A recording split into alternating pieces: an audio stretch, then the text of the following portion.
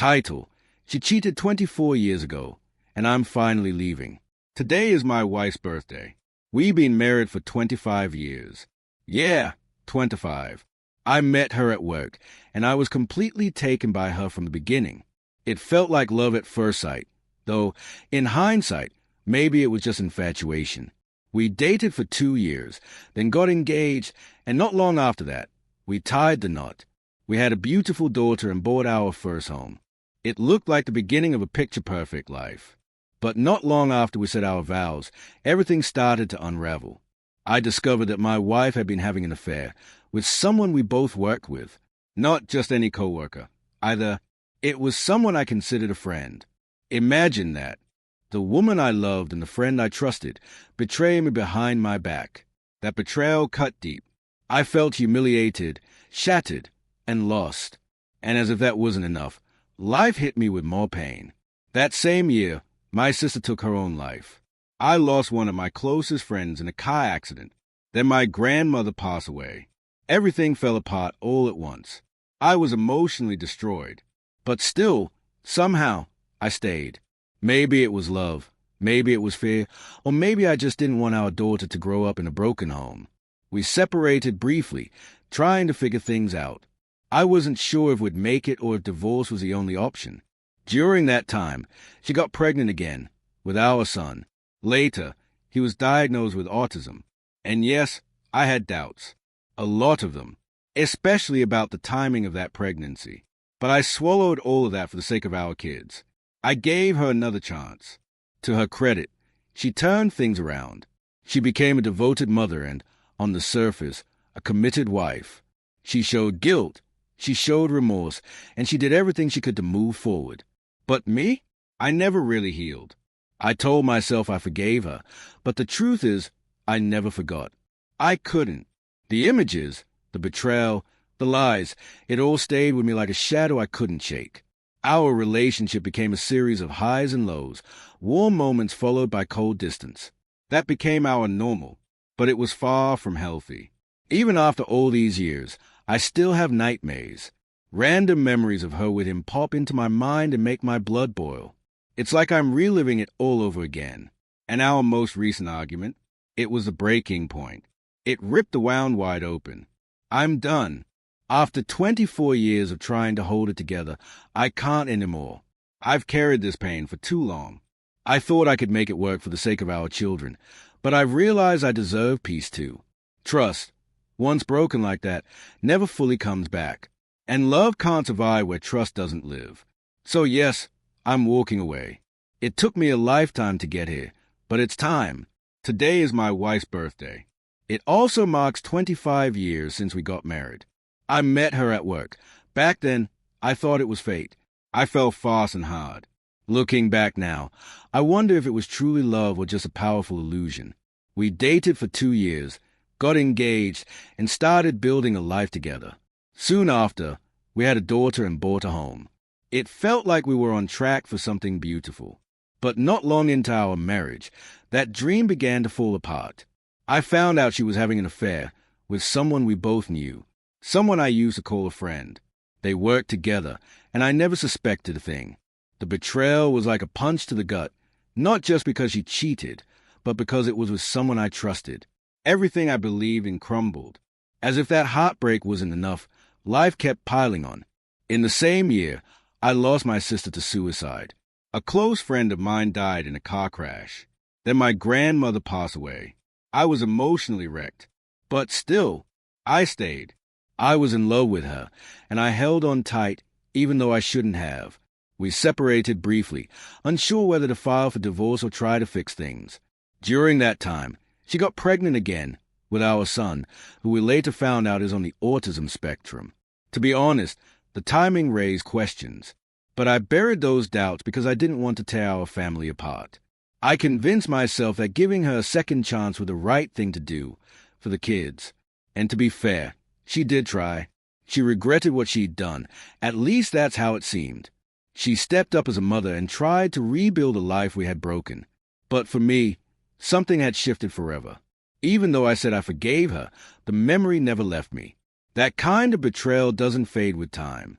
I've spent years stuck in a cycle of emotional whiplash, moments of calm followed by sudden storms. That instability became our new normal, but it slowly wore me down. I've had sleepless nights haunted by the past, vivid images of her with him, things my mind created that I can't unsee. And every time we fought, those old wounds split open again. Our latest argument was the final straw. For 24 years, I've carried this weight, pretending we were okay, hoping it would hurt less with time. But the truth is, it never did. I tried to protect my kids from the fallout. I tried to keep the peace. But somewhere along the way, I lost myself. Now, I'm choosing to walk away. It took me half a lifetime to accept that forgiveness doesn't always mean healing, that staying doesn't always mean strength. I gave her the chance to make things right, and maybe she did, in her own way, but I'm still living with the cost. And it's time I stopped. I'm willing to bet a lot of guys can relate to this.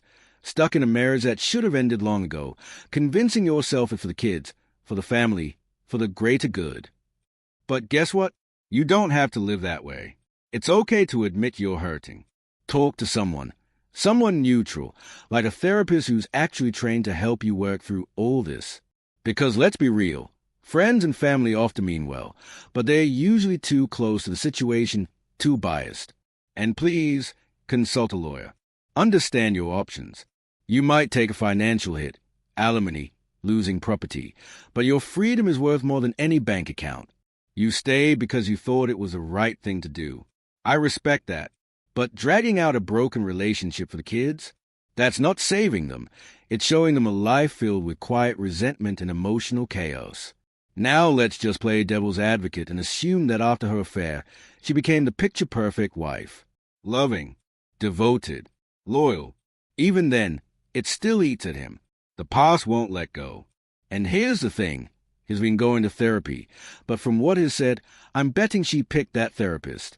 Probably someone who's more focused on moving on than dealing with the damage. Probably telling him to let it go. And maybe that therapist is a woman. Maybe not. But I'll wager she's not acknowledging what he needs to heal. That's a red flag. If your partner and your therapist are both minimizing the betrayal, refusing to have the hard conversations, you're in the wrong room. I know I sound jaded. I am. I've seen too much, lived long enough to know how people work. It's just hard for me to believe someone who was unfaithful early on magically transformed into a saint. Maybe she regrets getting caught.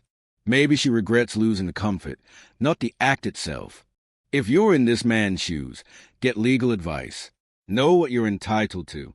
Even if you end up losing half of everything, even if you're down to your last dime and sleeping in a truck, you'll be free. And no, I don't live in my car, but if I did, I'd still rather have that than live with a fake marriage. The most important part? Control the narrative with your kids. Be honest, age-appropriate, yes, but don't let her spin it into some revenge story. Because if you don't speak your truth, she'll rewrite it for you. And here's the thing, you'll be okay. No custody battles. No child support nightmares. You'll survive. And you'll do it on your terms. Some of the comments I saw summed it up perfectly. One person said, the first thing you should do is stop seeing that therapist. And they're right. If the professional advice you're getting is to just forget it, that therapist doesn't understand trauma. Infidelity changes a person.